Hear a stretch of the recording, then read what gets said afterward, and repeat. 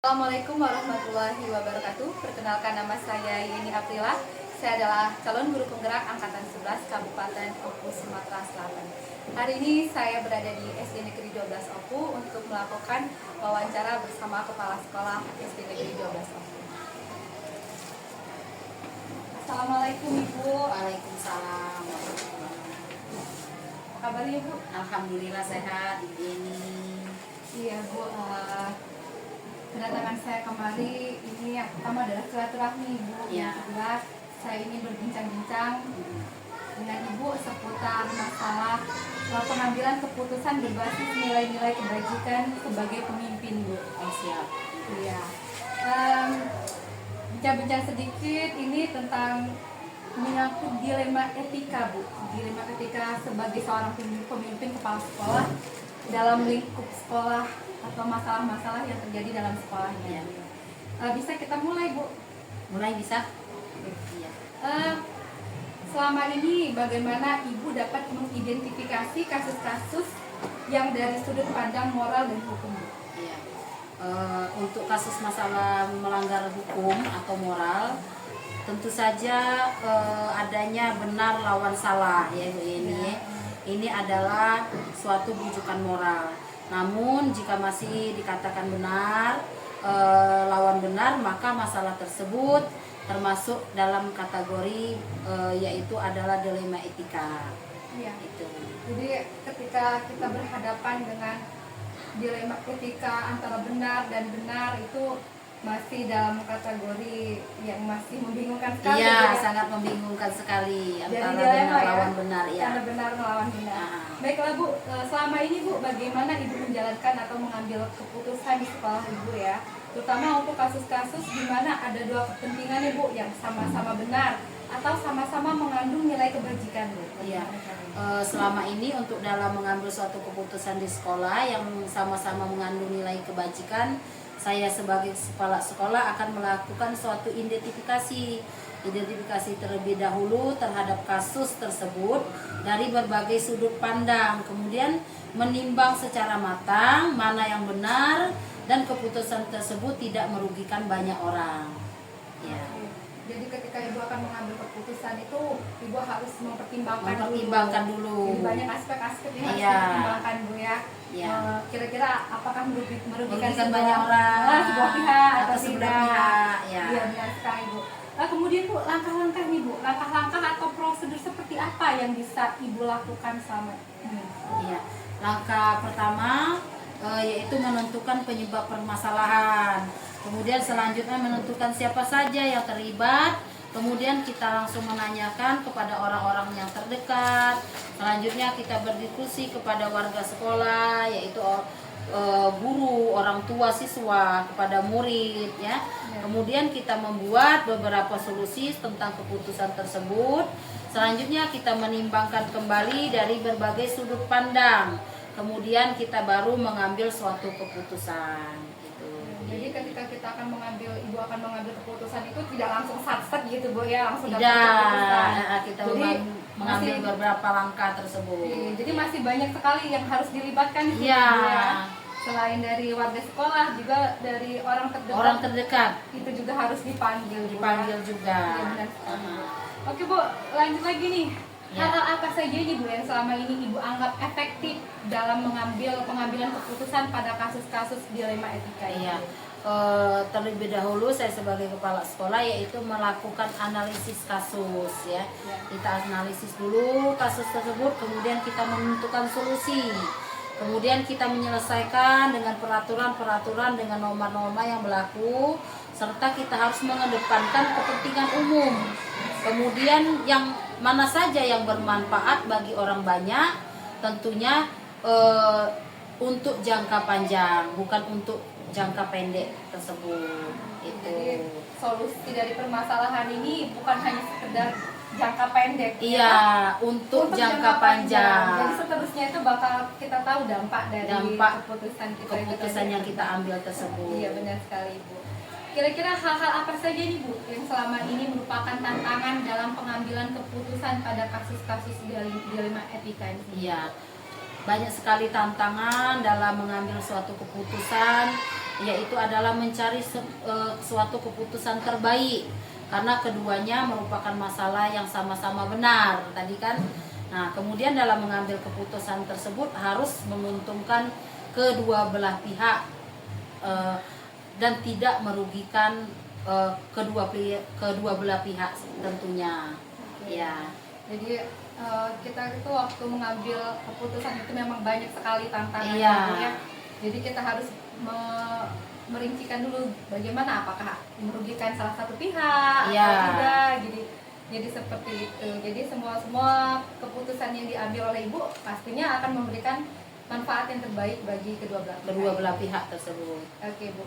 Selanjutnya Bu, apakah ibu memiliki sebuah tata kala nih atau jadwal tertentu dalam sebuah penyelesaian kasus dilema etika? Maksudnya apakah ibu langsung menyelesaikan di tempat pada saat itu juga, atau memiliki sebuah jadwal untuk menyelesaikannya? Bentuk atau prosedurnya seperti apa yang akan ibu jalankan? Iya. Ini tergantung suatu permasalahan.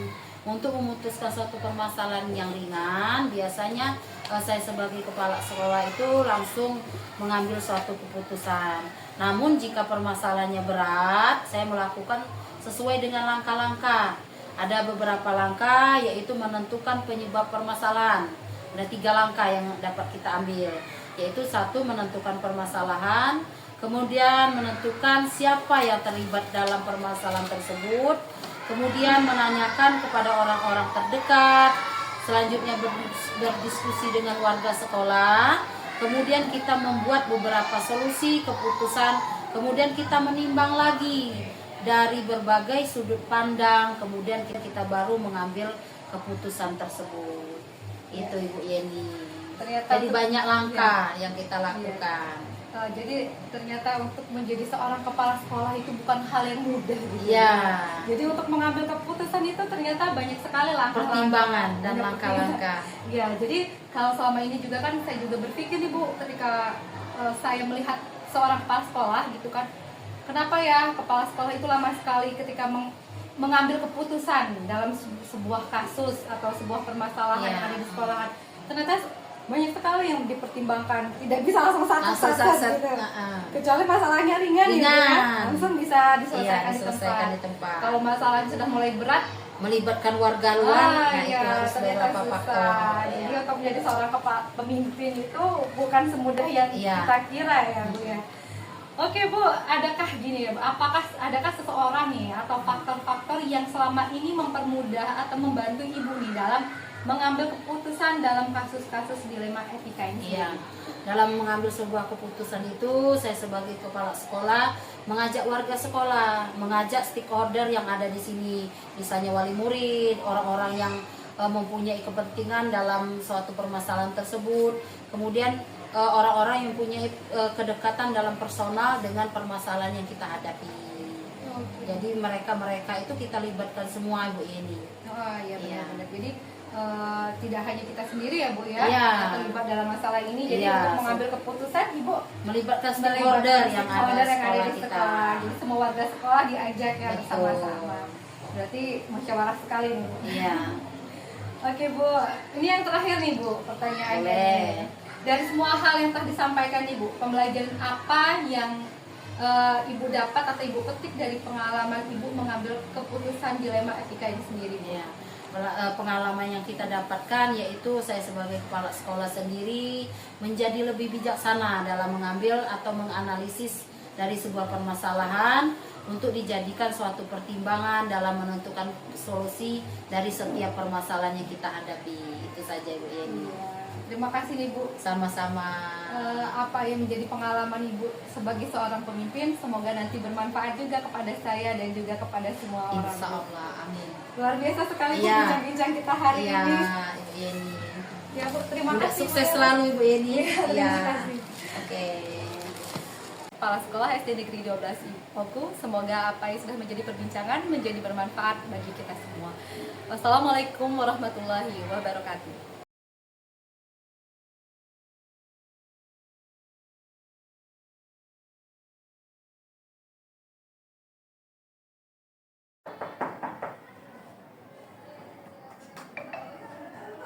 Assalamualaikum. Waalaikumsalam Bu.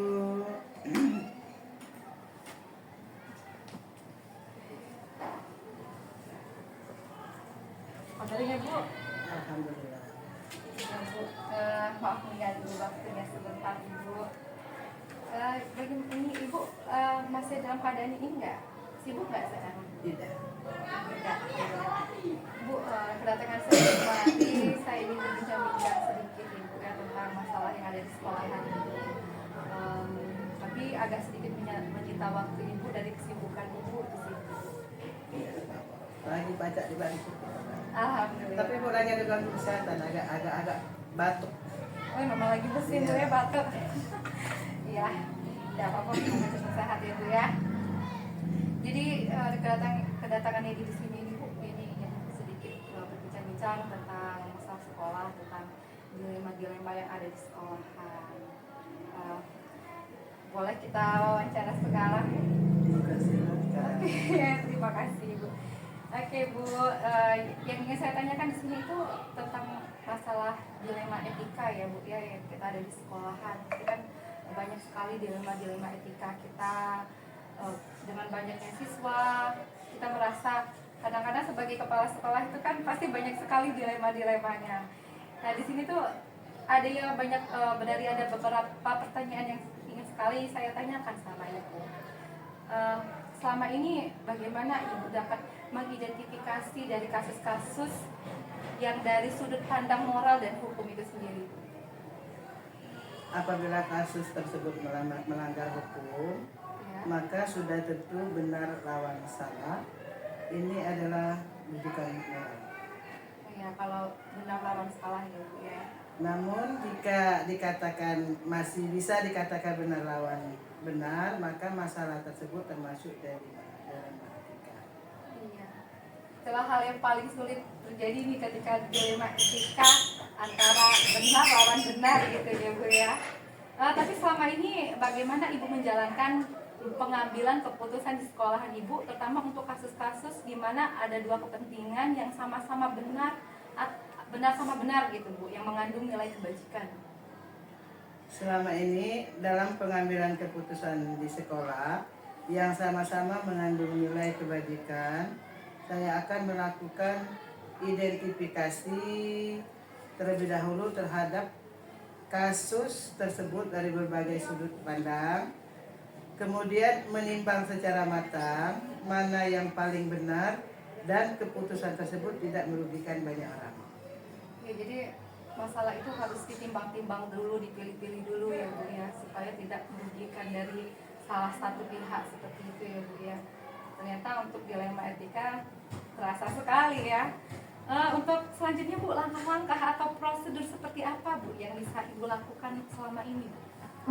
Langkah-langkah yang dilakukan selama ini menentukan penyebab permasalahan, menentukan siapa saja yang terlibat, menanyakan kepada orang-orang terdekatnya, berdiskusi dengan warga sekolah, membuat beberapa solusi keputusan, menimbang lagi dari berbagai sudut pandang sebelum mengambil keputusan. Jadi sebelum mengambil keputusan ini banyak sekali pertimbangan-pertimbangan ya bu ya, mulai dari melihat siapa individunya, terus kemudian siapa saja yang terlibat. Untuk mengambil keputusan ternyata bukan hal yang sangat mudah. Kalau dulu saya berpikir bu, untuk mengambil keputusan itu sangat mudah sekali bu. Tidak, karena kita harus melibatkan stakeholder sekolah. Stakeholder harus dilibatkan dalam pengambilan keputusan. Ya, jadi kalau dari sudut pandang orang yang belum tahu tentang bagaimana cara mengambil keputusan itu bu, terkadang wah enak banget ya jadi kepala sekolah. Kenapa sih lama sekali ngambil keputusan? Ternyata banyak sekali yang harus dipertimbangkan. Oke bu, hal-hal apa saja nih bu yang selama ini ibu anggap efektif dalam mengambil keputusan pada kasus-kasus dilema etika ini sendiri? Saya terlebih dahulu melakukan analisis kasus, Ya. kemudian menentukan solusinya, menyesuaikan dengan peraturan dan norma yang berlaku, serta mengedepankan kepentingan umum dan bermanfaat bagi orang banyak dalam jangka panjang. Jadi sangat ini ya bu, dalam pengambilan keputusan itu kita ibu sendiri harus mempertimbangkan jangka panjangnya sendiri ya. Jadi nggak bisa asal-asalan, asal ngambil keputusan kayak gitu. Jadi Tidak boleh. jangka panjang panjangnya perlu harus dipertimbangkan juga. Kalau hal-hal apa saja nih Bu yang selama ini merupakan tantangan nih kalau ketika kita mengambil suatu keputusan itu kan pasti ada tantangan. Tantangan dalam mengambil keputusan pada kasus-kasus dilema etika ini sendiri. Tantangan dalam pengambilan keputusan adalah mencari keputusan terbaik karena keduanya merupakan masalah yang sama-sama benar. Dalam mengambil keputusan harus menguntungkan kedua belah pihak dan tidak merugikan salah satunya. Ya benar Bu ya. Jadi benar ya, ternyata kalau kita membuat keputusan itu harus ditimbang-timbang, dipilih-pilih sehingga tidak ada salah satu pihak yang dirugikan. Karena kan kita kan takut nih ngambil keputusan ya Bu ya, satu pihak dirugikan terus nanti udah cemberut ya. Takut tidak adil. Ya benar sekali. Oh ya Bu, selanjutnya apakah Ibu memiliki sebuah tata kala gitu Bu atau jadwal tertentu dalam sebuah penyelesaian kasus dilema etika? Apakah Ibu langsung menyelesaikan di tempat itu atau mungkin memiliki sebuah jadwal untuk menyelesaikannya, bentuk atau prosedur seperti apa yang Ibu jalankan? Untuk memutuskan masalah yang ringan itu biasanya langsung saya putuskan, itu yang ringan ya, yang ringan langsung diputuskan. Jika masalah itu berat, saya melakukan sesuai dengan langkah-langkah yang disebutkan pada nomor 3. Langkah-langkah yang dilakukan selama ini menentukan penyebab permasalahan, menentukan siapa saja yang terlibat, menanyakan kepada orang-orang terdekatnya, berdiskusi dengan warga sekolah, membuat beberapa solusi keputusan, menimbang lagi dari berbagai sudut pandang sebelum mengambil keputusan. Iya benar Bu ya. Jadi kalau kita dapat kasus kayak gitu, kasusnya sudah besar, berarti yang dilibatkan ini bukan lagi dari salah satu pihak, tapi sudah mengumpulkan banyak warga sekolah ya Bu ya. Jadi dalam cangkupannya juga sudah mulai besar artinya. Iya. Kalau masalahnya ringan bisa langsung ya? Langsung. Iya dong, kalau masalah ringan langsung, tapi kalau masalah itu kita memang harus sesuai dengan prosedur. Iya, sesuai prosedur. Apalagi kalau kayak di sekolah Ibu nih siswanya rame. Gurunya banyak. Gurunya banyak. Kadang-kadang dilema etikanya juga lebih kompleks. Ya, kompleksitas. Lebih banyak daripada yang siswa sedikit. Banyak karakter ke dalamnya. Baiklah Ibu, adakah nih Bu ya, adakah seseorang atau faktor-faktor yang selama ini mempermudah atau membantu Ibu dalam mengambil keputusan dalam kasus-kasus dilema etika? Kalau dalam mengambil keputusan, saya selalu mengajak warga sekolah. Warga sekolah itu ada stakeholder, wali murid, orang-orang yang mempunyai kedekatan personal dengan orang yang mengalami masalah. Berarti cangkupannya seperti yang tadi Bu ya, cangkupannya sangat luas sekali ya untuk mempermudah kita dalam mengambil keputusan. Ini yang terakhir nih Bu, yang mau saya tanyakan. Banyak sekali nih sebenarnya yang mau saya tanyakan, tapi ini yang terakhir ya Bu. Dari semua hal yang telah Ibu sampaikan nih, pembelajaran apa yang dapat Ibu petik nih dari pengalaman Ibu mengambil keputusan dilema etika ini sendiri Bu? Pelajaran yang dapat saya ambil, saya tentu saja menjadi lebih bijaksana dalam menganalisa sebuah permasalahan untuk dijadikan pertimbangan menentukan solusi. Ya Allah, alhamdulillah, luar biasa sekali Bu. Jadi berbagi pengalaman sekali. Kalau suatu saat nanti saya ada di posisi Ibu, jadi saya sudah ada gambaran bagaimana ketika saya menghadapi dilema etika. Karena selama ini Bu ya, secara pribadi nih saya Bu ya, melihat kalau jadi kepala sekolah itu kok enak banget ya kepala sekolah. Kadang-kadang berpikir gini, kenapa sih ya Ibu kepala sekolah itu kok nggak cepet banget ngambil keputusan kayak gitu. Padahal kan masalah ini sudah mepet banget, tapi kok nggak ambil keputusan. Ternyata Bu ya, untuk mengambil keputusan itu nggak basing ya, nggak asal-asal. Kalau eringan bisa dan yang lainnya itu tidak bisa. Tetap balik ke prosedur ya. Terima kasih untuk pengalaman, wawasan, ilmu yang sudah diberikan kepada saya Bu. Kalau saya ada salah kata yang saya minta maaf karena saya masih ada keperluan lagi Bu. Masih lanjut lagi. Terima kasih. Terima kasih Bu. Sukses, ya. Iya, sudah meluangkan waktu untuk saya nih Bu. Terima kasih Bu ya. Saya permisi dulu ya Bu Dewi.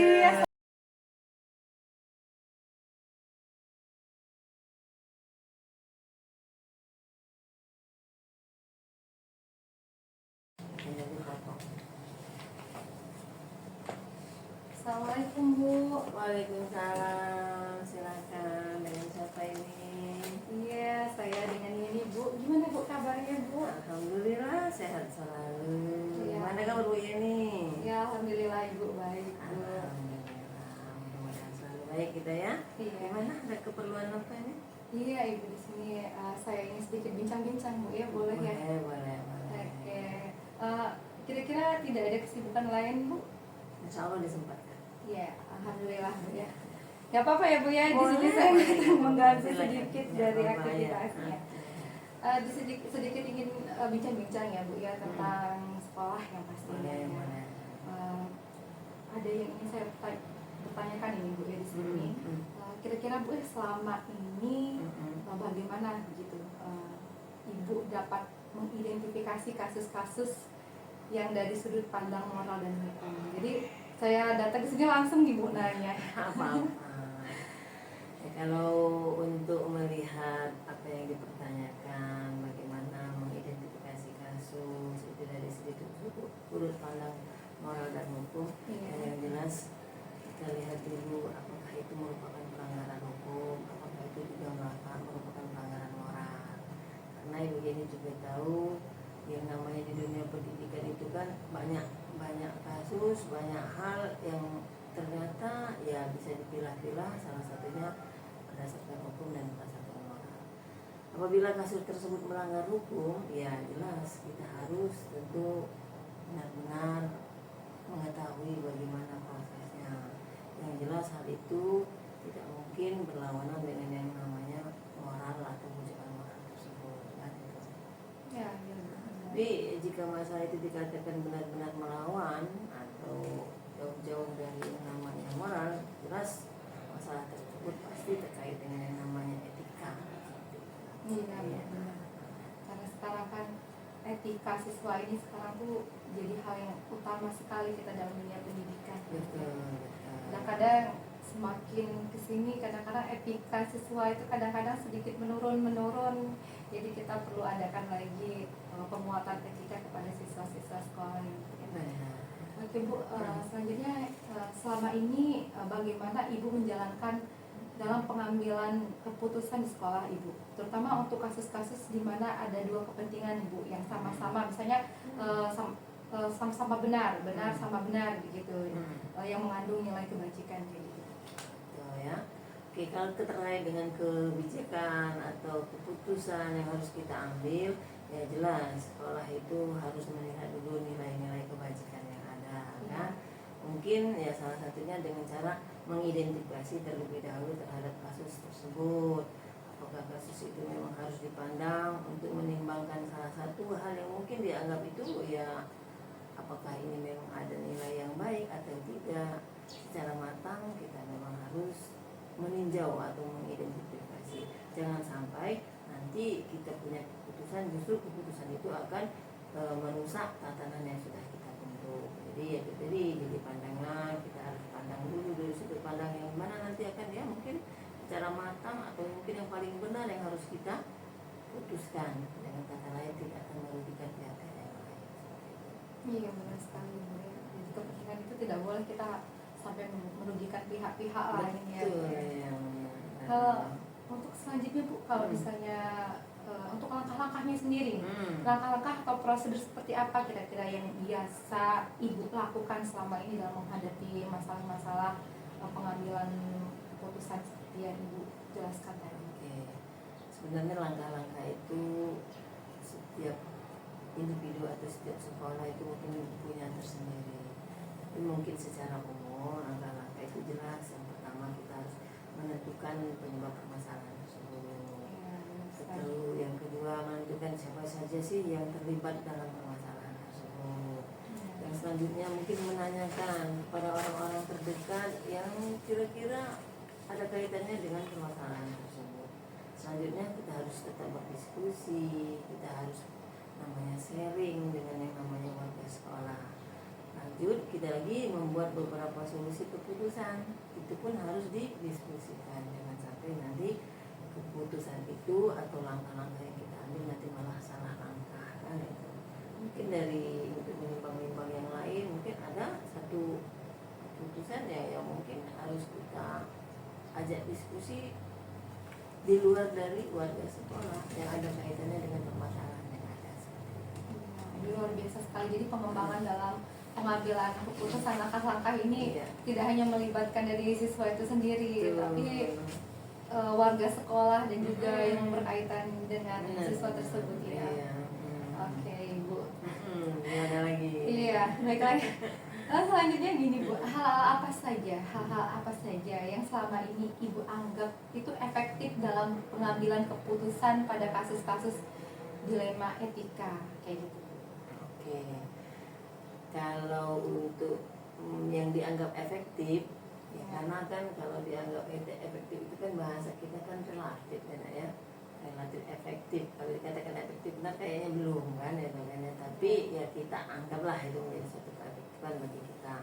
Nah itu ya mungkin itu tadi melakukan analisis kasus tersebut, ya kemudian kita carikan solusinya menyesuaikan dengan peraturan dan tata norma yang berlaku. Gitu.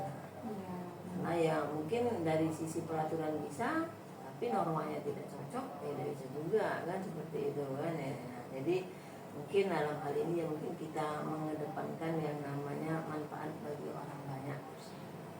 Nah, mungkin untuk waktu yang lebih lama lagi ya itu lebih efektif seperti itu. Jadi dianalisis dulu ya Bu ya kasusnya kayak gitu, terus ditentukan solusinya. Karena kita sebagai guru, kepala sekolah kayak gitu kan terutama sering sekali menghadapi dilema etika. Kadang-kadang sangat bertentangan.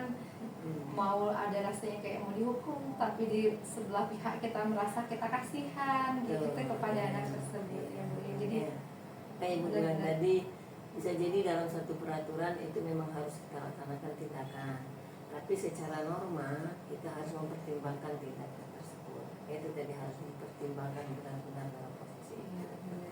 Menghadapi untuk memberi keputusan. Iya. Ternyata untuk menjadi seorang kepala sekolah ini bukanlah hal yang mudah ya Bu. karena kan selama ini kan saya berpikir itu jadi kepala sekolah itu ya kenapa sih kepala sekolah itu sering telat mengambil keputusan ketika ada suatu permasalahan. Ternyata ketika kita mendapatkan dilema etika seperti ini sangat sulit sekali untuk memberikan keputusan yang langsung begitu to the point. Jadi kita harus banyak aspek-aspek sendiri yang harus dipertimbangkan. Yang harus kita ambil biar satu keputusan itu tidak merugikan. Dan diterima semua orang ya. Betul, di kalangan semua orang bisa terima betul.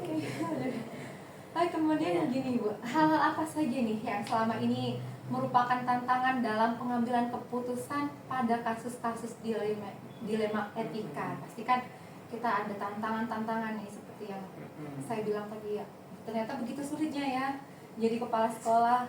Selama ini tuh di pandangan mata saya tuh Bu, jadi kepala sekolah itu enak banget. Duduk manis Cuma ya. duduk manis keluar Iya, gitu. benar, Tinggal ya. ketika ada suatu masalah, kenapa ya kepala sekolahnya nggak langsung kasih solusi? Itu kan cuma masalah gini. Ternyata banyak sekali ya pertimbangan. Dan di sini itu kira-kira apa gitu Bu, tantangan dalam permasalahan? Oke, tantangan dalam pengambilan keputusan, dalam mencari keputusan terbaik. Karena kadang-kadang kedua atau mungkin permasalahan itu ya sama-sama benar. Apalagi dari sisi pandang satu dengan yang lain. Kalau ada dua yang bermasalah, satu sisi menyatakan dirinya benar, satu sisinya lagi orang itu juga menyatakan dirinya juga benar. Nah, dalam kondisi yang sama-sama merasakan dirinya benar, yaitu itu yang harus kita ambil keputusan yang sangat harus lebih sulit lagi. Kenapa? Untuk mengambil keputusan itu jangan sampai kita merugikan dari pihak satu atau pihak dua. Kita harus merukunkan kedua pihak sehingga kata mufakat itu muncul. Itu tantangannya. Itu tantangan sekali ya. Ketika kedua belah pihak benar lawan benar ini. Jadi kita bingung Bu, yang mana yang harus kita pilih. Iya, betul. Iya. Lanjut lagi Bu ya. Boleh. Oke. Apakah Ibu sendiri ini memiliki sebuah tata kala atau jadwal tertentu dalam sebuah penyelesaian kasus dilema etika? Apakah Ibu langsung menyelesaikannya di tempat atau memiliki sebuah jadwal untuk menyelesaikannya? Bentuk atau prosedur seperti apa yang Ibu jalankan seperti itu? Sebenarnya yang namanya permasalahan itu setiap individu insya Allah tidak mau punya masalah. Benar. Tapi kalau sudah datang masalah, atau harus kita selesaikan, kan seperti itu. Nah kalau ditanya kapan terjadwal tata kalanya, itu udah dibuat dulu. Kalau sebenarnya kalau untuk masalah ibu tidak mau buat jadwal itu kan. Oh, iya. Ibu tidak mau buat jadwal itu. Karena nggak mau punya masalah. Iya, tapi karena kita hidup tidak mungkin yang namanya lepas dari masalah. Nah untuk itu biasanya kita untuk memutuskan masalah yang ringan biasanya langsung diputuskan. Walaupun mungkin ada beberapa teman atau yang pengelola sekolah yang kita ajak untuk berdiskusi tidak begitu panjang sehingga langsung kita buat keputusan. Nah jika masalah itu lumayan berat, yaitu kita harus melakukan langkah-langkah ya. Mungkin langkah-langkah yang kita ambil yaitu nyari dulu permasalahan apa sih, terus siapa sih yang jadi penyebab permasalahan ini apa, itu kan. Siapa yang terlibat di dalam permasalahan ini. Nah, Iya, terus benar. menanyakan kepada orang-orang yang mungkin tahu tentang permasalahan dan tidak lupa berdiskusi. Jangan sekali-sekali kita kalau hal yang berat itu memutuskan sendiri, karena sudut pandang sendiri itu akan lebih baik jika kita minta informasi dari yang lain, kan seperti itu. Iya, benar sekali. Jadi memang kita kan nggak mau ya Bu ya ada masalah. Kenapa? Jadi kita nggak perlu lah seharusnya ya harus menentukan kayak gitu. Tapi namanya sebuah sekolah kayak gitu, bahkan bukan sekolah, kadang-kadang kita pribadi juga sering sekali mengalami dilema etika seperti dalam anak sama anak sendiri sering dapat dilema etika, apalagi bagi peserta didik seperti ini. Luar biasa sekali. Penjelasannya sangat terperinci sekali. Iya, mudah-mudahan lah. Ini masih ada lagi nih. Boleh. Ibu, adakah seseorang atau faktor-faktor yang selama ini mempermudah atau membantu ibu dalam mengambil keputusan dalam kasus-kasus dilema etika? Oke, di sekolah. Ya, di sekolah. Kalau untuk adakah seseorang ataupun faktor-faktor yang selama ini yang mempermudah atau membantu saya melakukan suatu keputusan dalam meningkatkan masalah etika ini, ya mungkin itu tadi, kita yang namanya hidup tidak mungkin sendiri. Sosial. Iya, kita merupakan makhluk sosial. Nah untuk itu, selagi itu etika itu timbul karena kita punya sosial. Jadi penyelesaiannya juga dengan cara sosial, dengan cara kita mungkin kita berdiskusi dengan, kalau kayak sekolah kan ada tatanan, ada wakilnya, ada kesiswaan. Itu kalau itu masalah siswa kita bertanya dengan kesiswaan. Mungkin masalahnya di kelas kita turun lagi dengan yang namanya wali kelas lagi turun lagi dengan ketua kelas dan perangkat kelas.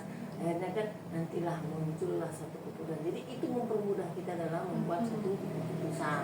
Tidak semata-mata langsung kita plug to the point. Kadang-kadang yang kita pikirkan itu tidak sesuai dengan yang ada di lapangan. Jadi kalau kita ambil dari akar permasalahannya, insya Allah keputusannya akan maksimal. Jadi dari akar permasalahan. Iya. Kadang-kadang apa yang kita pikir itu baik belum tentu baik untuk orang lain. Iya, betul sekali. Oke Bu, ini yang terakhir nih Bu ya. Gimana? Dari semua hal yang telah disampaikan Ibu tadi, untuk pembelajaran apa yang dapat Ibu petik dari pengalaman Ibu mengambil keputusan dilema etika ini? Oke. Yang namanya ilmu, pengalaman itu memang ilmu yang paling baik. Jadi teori mungkin banyak, ya kan? Tapi benar, pengalaman apa atau pelajaran apa yang ibu ambil dari segala macam bentuk yang namanya, terutama yang namanya dilema etika ini tadi kan? Ya mungkin dari sisi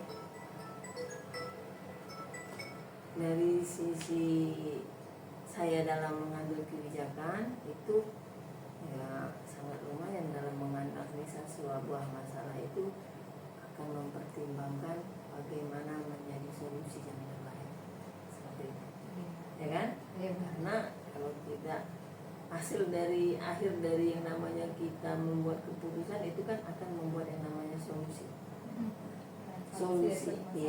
Solusi itulah sebenarnya yang menjadi keputusan yang membuat semua yang menjadi dilema itu akan hilang. Itu. Saya kira itu sih Bu. Ini ya. Terima kasih sekali nih Bu atas bincang-bincangnya. Iya. Sudah mengganggu aktivitasnya, sudah Enggak meminta juga. sedikit waktunya. Enggak ya. Yang jelas mudah-mudahan bermanfaat. Iya. Ini salah satu bentuk sharing kita kan. Iya, Iya, tentang oke. dilema etika kita Boleh, ada di boleh, sekolah. ya. Oke ya. Oke, saya ucapkan terima kasih Iya, Bu ya. sama-sama. Terima kasih. Iya.